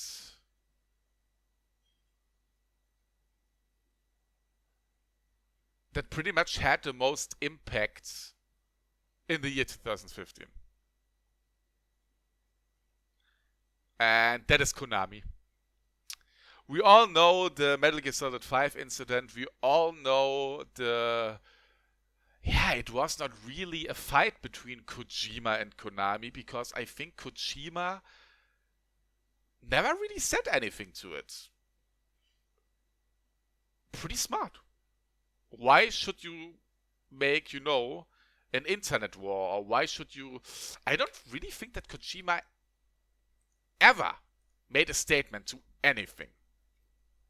What is really smart? He worked for Konami. He doesn't work for Konami anymore. And that's it. I'm gonna say something now what many people will probably try to, or what many people probably don't want to understand. I think it's extremely dangerous without knowing all the specifics to stand behind someone. I don't want to say that Kojima is a bad guy or something like that. But I think still up to this point, we don't really know all the specifics. There is no doubt that Konami are fucking assholes. But you know what I mean? I don't even want to judge that, ladies and gentlemen. But Kojima has so much of a reputation already that even if he did something wrong, I'm not saying that he did. Don't understand me wrong. I'm not saying that. But that even if he did something wrong, and even if he is not that victim that he's right now, or that it looks like that he is, that so many people instantly, jump on a bandwagon and go to it. And defend him without even knowing what happened. All the stuff that occurred so far on the internet is pointing that Konami are assholes. Like I said, I'm not saying that Kojima is to blame. I'm not saying that. I mean, the amount of bad press, the amount of bad reputation that Konami generated with this whole incident, starting from canceling PT. Well, PT in general only was a tech demo anyway. They instantly said that a game will not be like this. This is a tech demo. This is a test for an experience. But it started already by pulling PT down the servers. In 5 years, or even now, there is no way anymore for anyone to play PT. There are still some lucky motherfuckers that have PT on their PlayStation 4. And some of these lucky motherfuckers were actually smart, and as soon as PT was pulled off the servers from Sony by Konami, then they fucking sold their PlayStation 4s with PT on it for like $1,000. But the tech demo that PT was will be extinct in a certain amount of time.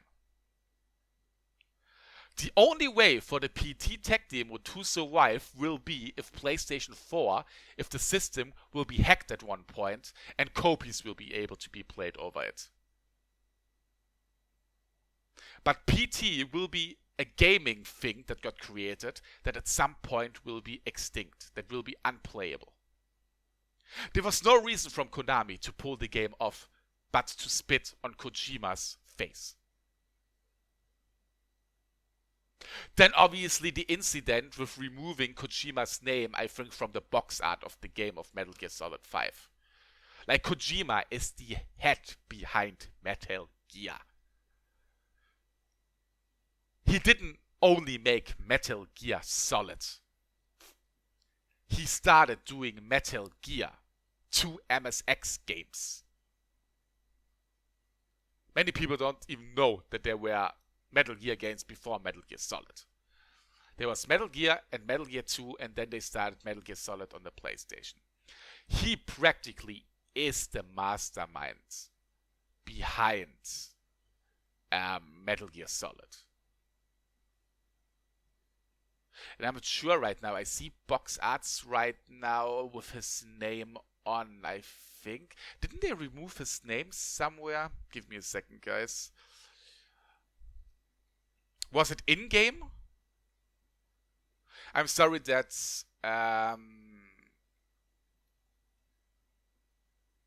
that this is not really accurate right now. I thought it was... I think it was in-game then. Well, the name got removed somewhere. I don't know if it was in-game or from the box art. But yeah, where was I? I mean, he's the mastermind behind the game. Of course, without his team, Kojima Productions, the games would have never been developed. But he is the mastermind behind the game. And he deserves to have his fucking name on the fucking box art or in the intro or whatever. That has nothing to do with I am arrogant, I think I'm on top of the world. No, you have that everywhere. If I fucking create something, I put my name on it. End of deal. And Konami don't want to have this. And obviously, the biggest, like, Konami got so much bad press already where you have to ask yourself, okay, Konami, do you want to make a suicide when it comes to the video game industry? Do you want to kill yourself?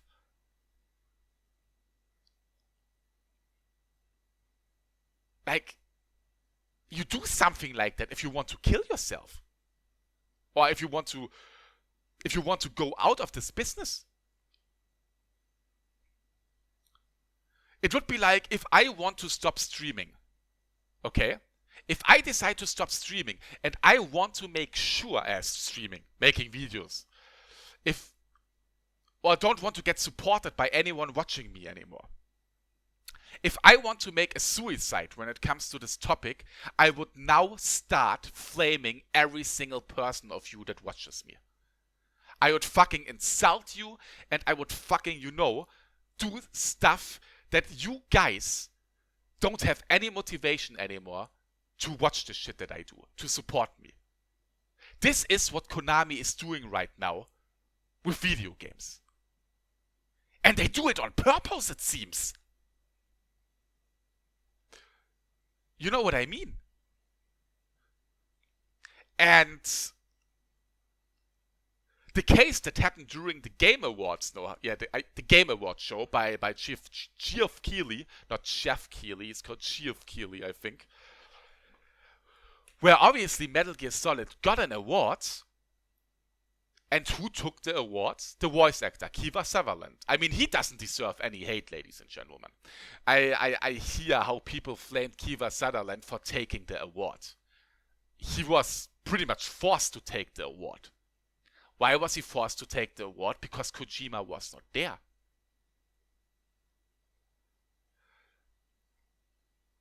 And on the same show, you saw so many developers that made their games and shit like that take awards. And why was Kojima not there?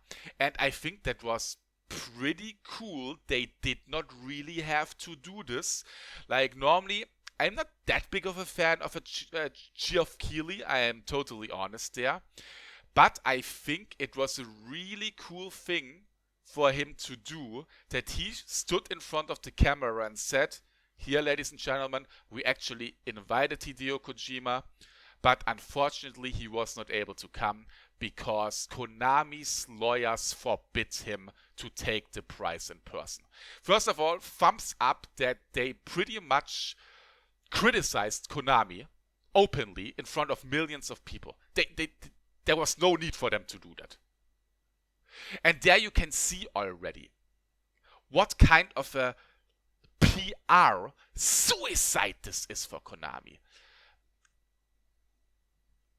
Forbidding the creator of his game to fly to an award show where the game gets an award. It's just plain stupid. And not even just saying it like private, don't go there. No. Threatening to sue him if he would show up to take the award. Konami, what is wrong with you? Do you want to make a fucking suicide in this industry? What happened with you, Konami? You were one of the top dogs 10, 15 years ago.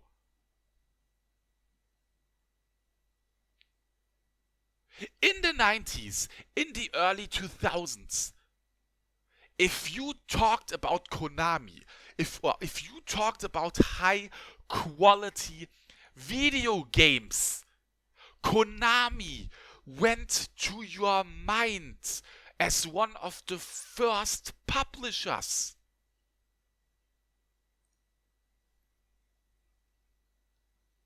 Not only Konami, that you pretty much did a lot for the arcade culture. Like arcade games, ladies and gentlemen. Konami was really big in the arcades. No, you had really well done franchises that dominated the video game industry.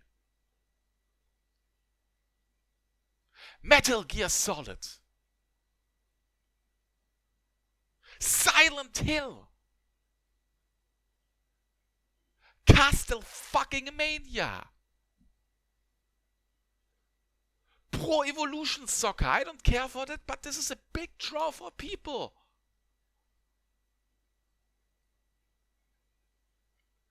The Suikoden series that you let die. Contra, Zone of the Enders. Do I need to continue?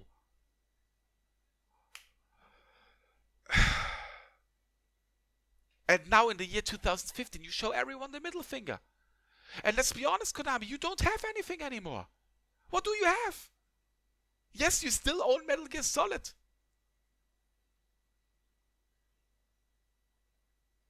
You still own Metal Gear Solid. But I don't think people will buy the next Metal Gear Solid, Konami. Normally, I would say people never really buy, like, when it comes to video game fans, we always have people saying, I will not support it. I always like the Modern Warfare 2 example. When Modern Warfare 2 got announced and for PC they said there will be no dedicated servers, when all these fucking Modern Warfare groups came up where people said don't buy the game, you know what I mean? And then later on, you looked at the groups and practically every second person, or even worse, in the group had the game and played the game. You know, we gamers, if we say something we don't support someone like that, in the end we probably get weak and support it anyway. But for the Metal Gear Solid fans, Metal Gear Solid in general was always kind of a freakish title. What many people don't understand is that Metal Gear Solid never really was a draw when it comes to the selling. Like, they sold well, but not overwhelmingly extreme, the Metal Gear Solid games. So Metal Gear Solid lives from its special fan base. I don't mean that in a bad way right now that I say special fan base, but you know what I mean. Like, the fan base of Metal Gear Solid or of Metal Gear games is extremely tight and is extremely, connected with each other.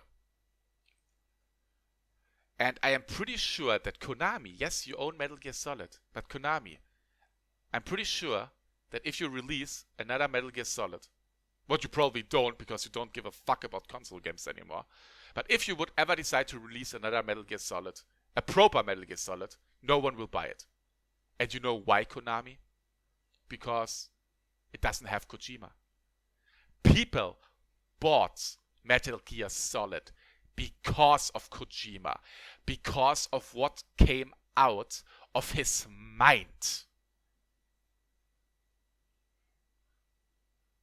They will not buy an empty shell that you are maybe gonna try to sell in case if you ever want to release something on a console again. And I have no idea what you plan to do, Konami. I kind of have. I'm gonna make a podcast style thing about that, ladies and gentlemen. So I have to kind of talk a little bit about it before I actually want to make the podcast about it. But I always say that this industry, the video game industry, wants you to think that it's flourishing, wants you to think that everything is okay. But no, the video game industry is not okay right now. We have companies with big IPs closing down. We have developers getting shut down for making 5 awesome games, and as soon as the first game doesn't sell well, they get shut down. This industry is in a state that is dangerous. And maybe Konami sees it like that too and says, okay, let's go out of the console business, completely concentrate on the mobile market in Japan, because there is the money right now, and not waste any money anymore on consoles. Because let's be honest, Metal Gear Solid 5 was freaking expensive. The game was incredibly expensive. There is always, if you create a game like that, if you give a developer money for that, there's always a chance that you could lose the money that you invest. And maybe Konami is seeing it like that. That they say, okay, the console market or the gaming market in general is not as well right now. The mobile markets are flourishing, are booming extremely, especially in Japan, but even here in USA or in Europe or wherever, all over the world. Like, we have many people always saying, I don't play fucking free-to-play games and I would never pay microtransactions. But microtransactions and free-to-play games are getting more and more successful with every ongoing year. And you just have to look at the Japanese culture. What kind of money is getting generated there with mobile? In Japan, fucking consoles are practically dying out. Consoles are getting replaced by mobile stuff. It is incredible what's going on in Japan. And maybe Konami is seeing it exactly like that. I don't want to say that the fucking console market, the fucking PC market is dying. Hell no. But Konami practically sees something like that.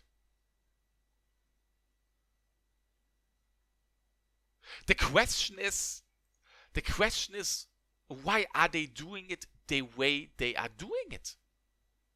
Why do they go out in a way they do?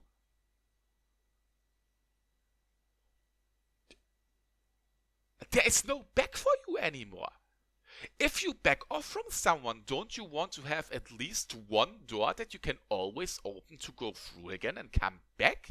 But with that behavior that Konami actually does right now, well, we gamers are easily forgetting stuff, so if Konami would fucking try to release a game in 3 years again, most of the gamers actually forgot already what happened. I just say what Microsoft wanted to do with the Xbox One and with all the shit and DRM bullshit they wanted to pull through, but people still bought a fucking Xbox One because they forgot or they just didn't care. But I really can't explain the behavior of Konami. If Konami really thinks, okay, we want to go out of the video game market, we want to concentrate on mobile only, they could have gone with less shit. They could have gone in peace and say, okay, Metal Gear Solid 5 is our last big release. With that, we're gonna go back from the console market or whatever. But no. There is an incredibly amount of shit going on in the Konami headquarters. And I didn't even talk about the case where Konami employees in Japan got punished to clean bathrooms or something like that if they didn't behave as they should. How was that? I don't know anymore. Wasn't there something like that? Doesn't matter. It is extremely,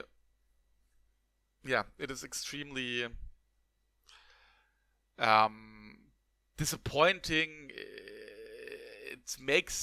It's extremely depressing, the whole situation.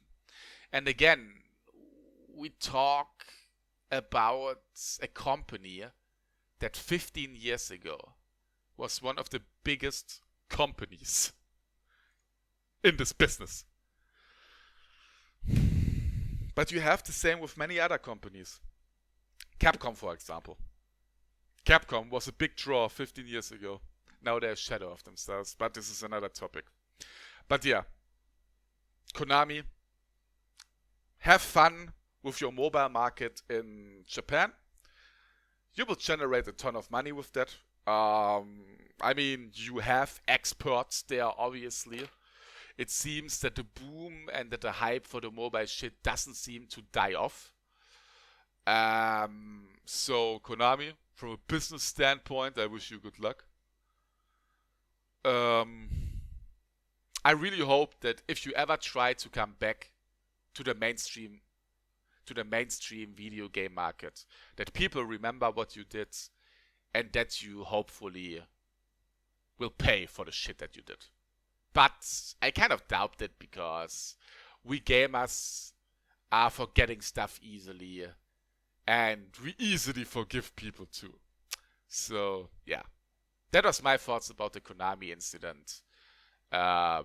Pretty depressing and weird. Like I said, I don't understand, even if Konami wants to go out of the console market because they see a decline, because they see a crash or whatever. I have no fucking idea why they do it in the way they do it. Like, the whole shitstorm that happened, Konami should have just shut the fuck up. But with all their statements and with all their actions, they made it worse. It's like they want to make a company suicide outside of Japan. It is really like that they want to do company suicide outside of Japan. And it's unexplainable for me. It is motherfucking unexplainable for me. But yeah, with that, I think we're gonna close the book on the Konami incident. And I'm seeing that I near myself the almost 2-hour mark again, and I think I could wrap it up soon. I think I really talked about most what I wanted to talk about. I could say a little bit.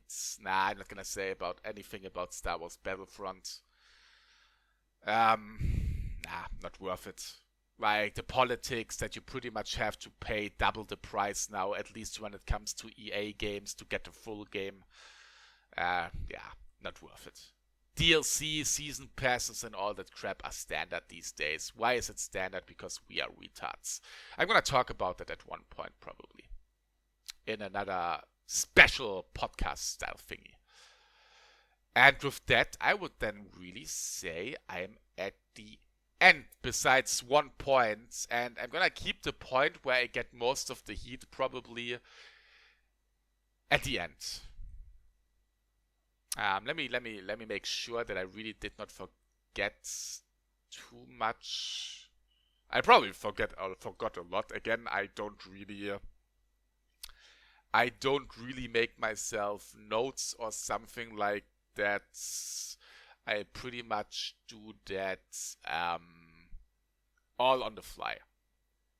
So let me make sure to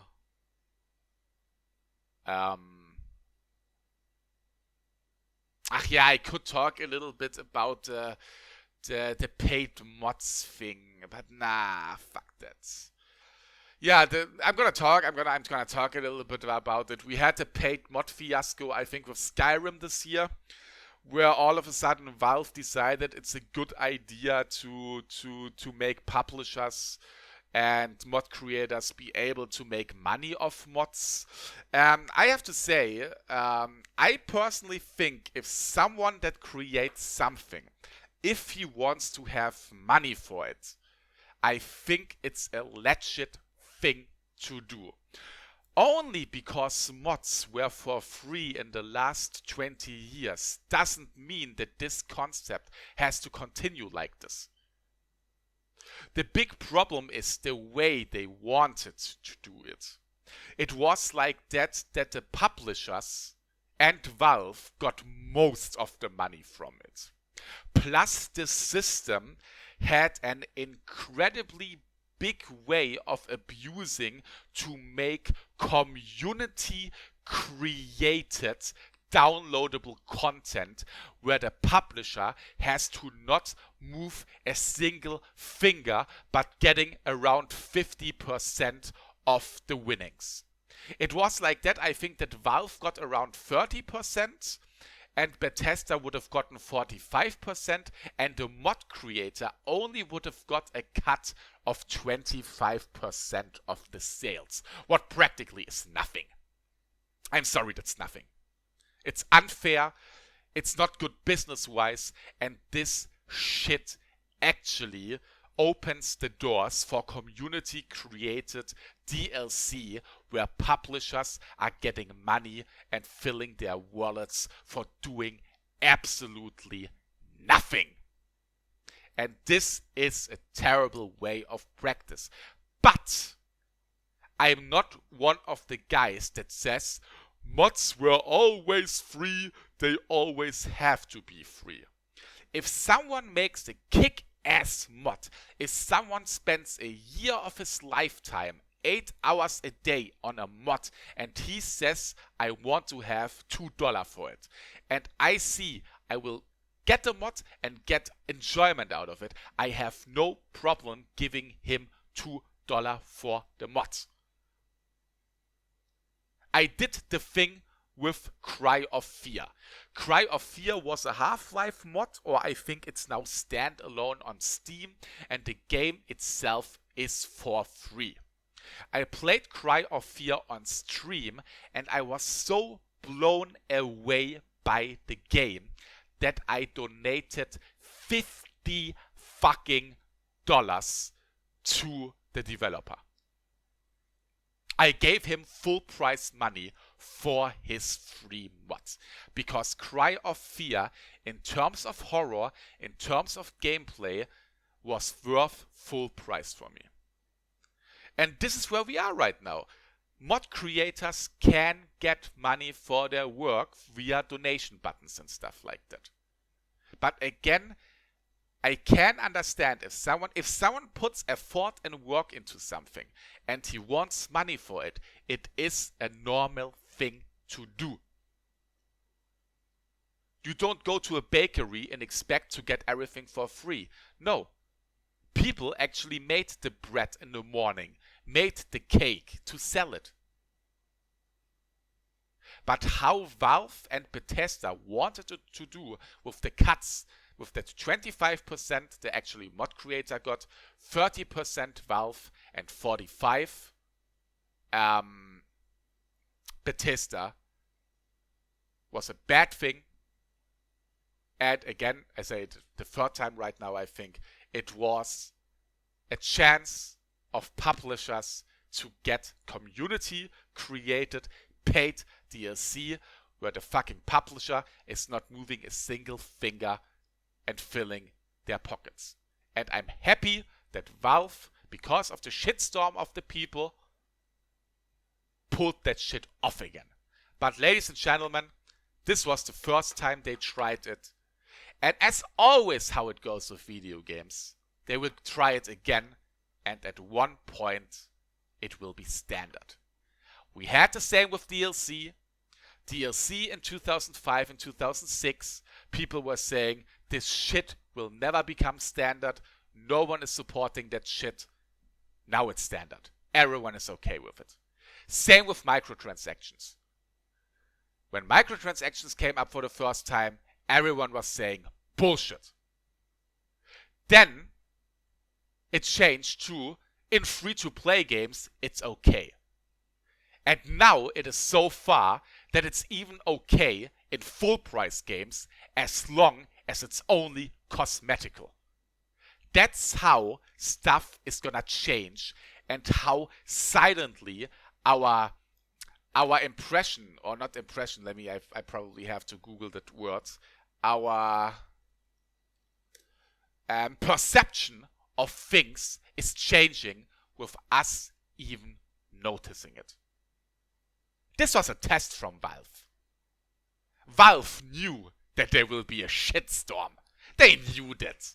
Like, don't fucking tell me like they were like, I think Valve was like saying in a statement, we didn't expect that this would end up so badly.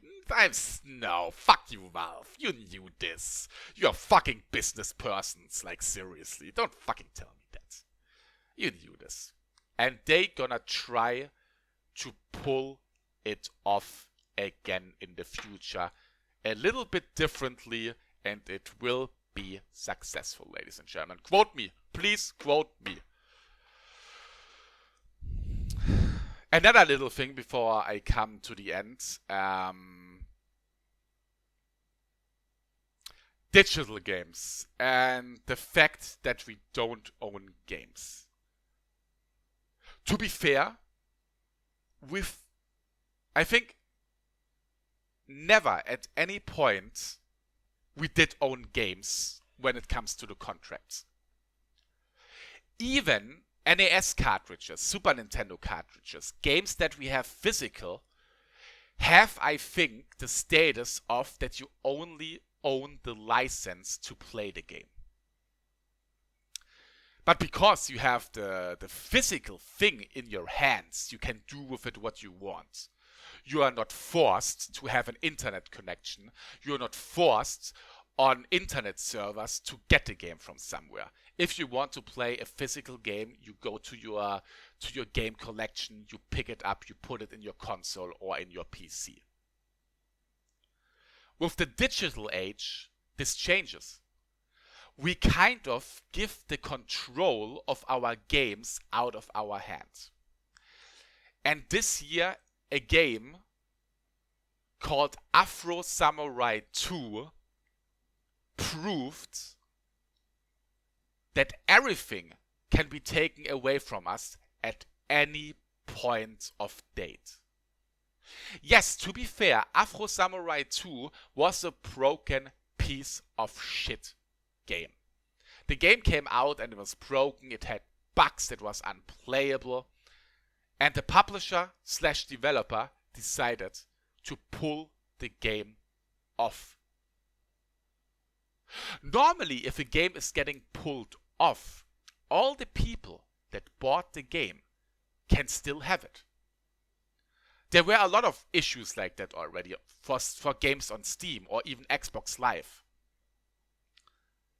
If a game officially gets pulled off a market, the files itself still remain on the servers because the people that bought the game before the files got before the game got pulled off the market because of maybe licensing issues, it's mostly licensing issues, the people still need to be able to download their game. So if you buy game XY, the game gets pulled off the market because the license was not removed, you will still be able to download your game. In most cases. With Afro Samurai 2, the complete game got erased from existence. So we had a publisher and a developer bringing out a game. The game was out on the market. People bought the game. There was a shitstorm because the game was beyond repair or whatever, or it was so broken and the developer said we have no plans to fix any issues and re-release the game. So they decided to pull the game off the market. But this time around, they gave every single person, what is a good thing obviously, their money back. But you had no decision. Normally, if you get refunds like in Arkham Knight, you can decide, okay, do I keep the broken game and live with it, or do I get a refund? In the case of Afro Samurai 2, you didn't get the decision. Everyone got a refund. The game got deleted from the servers, deleted from the hard drives. It's gone. Afro Samurai is erased from existence. It's not there anymore. It will never be there anymore. It will never be there anymore. Many people will now say, yeah, who the fuck cares about Afro Samurai? It's not about the game. It's about the politics behind it. This shows that at any point, all the games that we own digitally,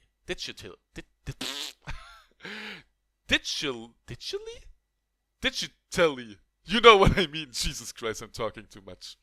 Every game that we own like that can be taken away from us at any point.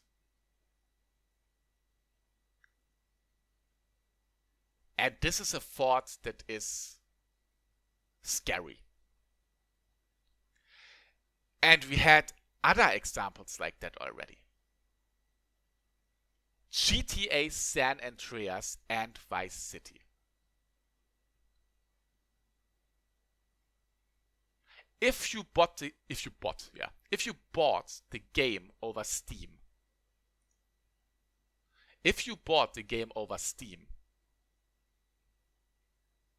you obviously have it digital. At one point, music licenses were not renewed. And you all know that GTA uses a lot of licensed music, especially GTA Vice City with all its 80s music. And San Andreas too, obviously, with different music tracks. So because the licenses got not renewed, the games got updated. Okay? The games got updated, and I think in terms of San Andreas, they removed like 23 music tracks or something like that. Or was it Vice City? But stuff got removed. And now comes the point. The stuff didn't only get removed for the people that bought the game after the contracts with the music industry were done, were not renewed anymore. Even from existing customers that bought the game before the date where the licenses were not renewed, got the content updated and cut it out. And there was no need in doing this. There is no legal need in doing this. If you buy a game in a certain state and 10 years later the game gets modified because of licenses that are not getting renewed, you are still able normally to play your game in its original state. But no, in the example of the two GTA games, everyone got the content removed. And this is another example of how we gave away the control of what we consume. I know most people don't care about that. Most people see games as fast food. They don't even fucking care if they own a game or not. But for me, this is a big deal. I always make this comparison, and people always say, Michael, you can't make this comparison. It does not make sense. I'm sorry, it makes sense. But just think about it. I have a book from 1975. Okay? It's my most favorite book. Maybe I got this book from a person or from a family member that is really dear to me. It has a special, meaning for me. And now, in 2015, a person that works for the publisher that released that book rings on my door. Says, hello, I'm this person. Can I have this book, please? I give him the book. He opens the book. And out of the 200 pages that the book has, he tears out 20 pages, takes them with him, and goes. This is the exact same scenario. No one of you would let anyone in your fucking home and take anything away from you. But with video games and with digital video games, it's okay? Think about this. And the Afro Samurai 2 case pretty much made me realize again that we give the power away, Like, it's not our decision if we can play a game or not. It's the publisher's decision. The only way to play Afro Samurai 2 right now, if you want it, is to pirate the game, because the pirates obviously put the game on the internet, and what is on the internet stays on the internet. And this is a sad state of affairs. But yeah, with that, I think it's time to go to the last point. And if you are a Valve fanboy, if you are one of the people that say that Valve is like God, that Valve is Jesus, that Valve is the most beautiful company ever, and only thinks about its users and pretty much wants to go to every one of you and wants to cuddle you because they love you so much. If you are an extreme Valve fanboy, do me a favor and do yourself a favor. Oh, okay, Valve. Well, good that I just checked the news. At least they showed some face. Okay, I wanted to talk about the catching issue that happened during Christmas. During Christmas, there seemed to be a little bit of an error with the Steam store. Unlike first information that Valve got hacked again, it was not really a hack. It was like, I can't go into the details there. I can't go into the details there because I'm not a fucking technician or something like that. But supposedly there was a catching issue with some of their sites and profiles, and if you were going into your profile, the chance was there that you, as the person that wanted to look up your own profile information, saw informations of other people. I think that's it kind of summed up. So it wasn't really a hack, but it was clearly an error from Steam itself. This happened, I think, on the 25th. And what I actually wanted to talk about right now was how Valve was not really telling the people what happened. The only thing what they did was to go to third-party sites, how I call them right now. I think it was Game Informer and Kotaku. That's probably Game Informer and Kotaku. But instead of, telling the people on their own site what happened, they went to news sites and mentioned what happened. And I personally thought that was an extremely bold and ass behavior. They had problems on their services. The first thing what they should have done is make pop-ups on Steam or type in news about what happened. We are Valve. We had an error. There was no hack, but there was an error in our database or something like that. We are sorry it happened. No, it took them like 2 days to make a first statement on third-party sites, and then nothing happened.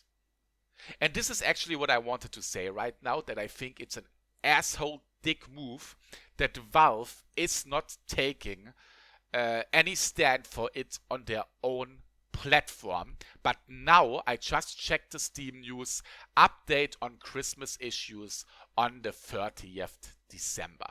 So 5 days later, they finally took an official statement on their official site.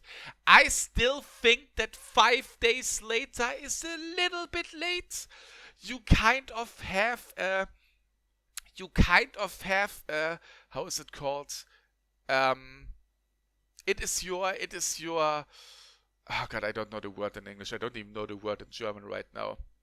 It is your responsibility that if anything happens on your service, to instantly tell the people what is going on. I really think that 5 days later is too late. It is a lazy behavior, and Valve obviously did this because they can, because Valve is the Jesus of PC gaming. They are oh so nice, they do everything for the gamer. No, they don't. They are a fucking company that wants to make money. But at least Valve did now put a statement to the issue where I have to say, okay, Valve, a little bit late, but at least you had the balls of putting the statement on your site finally. So to all the Valve fanboys, it didn't get as bad as I thought it will be. So yeah, for me, this issue is closed now.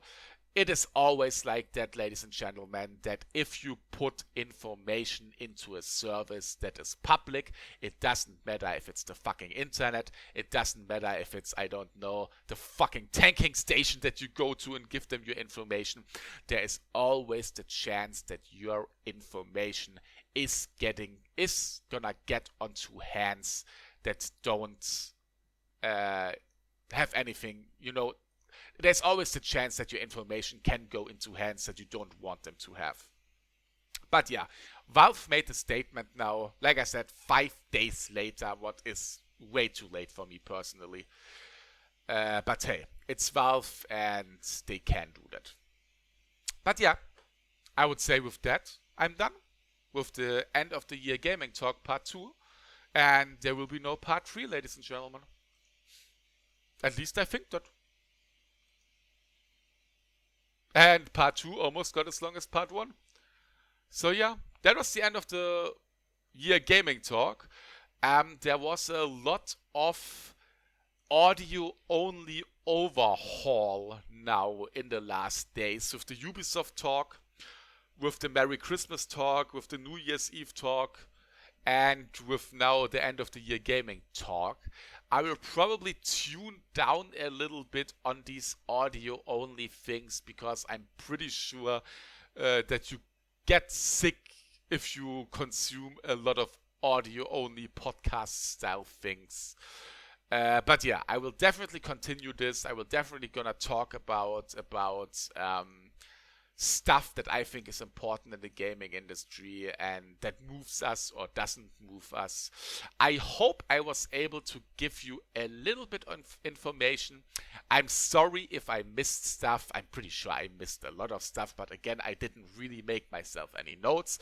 Plus, if I go to every single detail, I will be talking for like 24 hours. And let's be honest, like 4.5 hours is an awful long time already, and 24 hours would be way too much. But yeah, ladies and gentlemen, enjoy video games. Defend yourself against stupid business practices. Don't be a sheep and consume everything what people are saying is awesome for you. Like with everywhere in this world. Don't go brainless through the world. Let us not go brainless through the world. Let us think before we do something. Like the whole pre-order issues. Like, why should a fucking publisher care if a game is finished or not if fucking 8 million people pre-order a game without even knowing what this is about? Or in games you obviously know what it is about, but look at season passes. How many people are blindly buying season passes without even knowing what they get? You know what I mean? Think before you consume. In the end, it is our power in how this gaming industry is going. We shape the gaming industry. It's not the publishers or the developers that shape the gaming industry. It's us that shape the gaming industry. And we are responsible for all the politics that are actually getting put upon us in the year 2015 with DLC, with microtransactions, with broken releases. We are responsible for that. Why are we responsible for that? Because we just plain consume it without voicing our opinion. We voice our opinion by giving them all our money after they fucking kicked us in the ass 5 times before. If we want any change, we have to think before we buy. We have to think before we do something. And if we don't do this, this gaming industry will get even worse. Mark my words, ladies and gentlemen. Enjoy video games. Have a nice day. Have fun with video games. Consume video games. Video games are a wonderful thing. And let us make sure that this fucking wonderful medium, what we have with video games, is not getting kicked more interface as it gets already, because video games don't deserve that. Have a nice day, and that is the end of the year 2015 gaming talk. Thank you very much for your time. I'm out of here. Bye bye.